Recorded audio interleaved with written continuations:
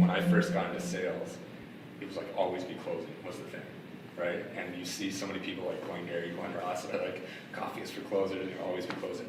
And I thought that's what sales was, except for I felt so uncomfortable doing it because it just wasn't natural to me.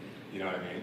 And so that's when I shifted this whole mentality to, instead of always be closing, always add value. It's like always add value. And if you don't get to close, it just means you didn't add enough value.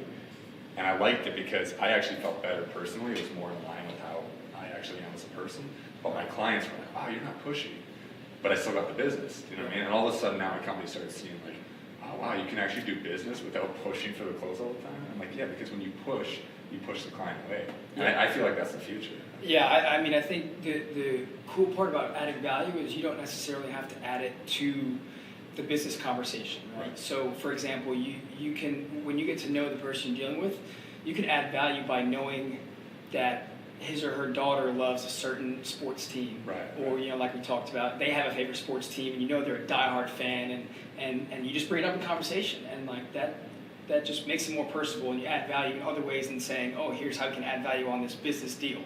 You know, you can say, oh, like I remember when you talked about this, or did you see that, you know, that crazy buzzer beater this weekend of your favorite team? That makes it more genuine and adds value of a conversation other than just business. Yeah, and I think that's, people say like, okay, I do value-based selling, but you do value-based selling based on your products. You know what I mean? It's like, oh, I can add value because I have X, Y, and Z product. But what you're talking about is totally different.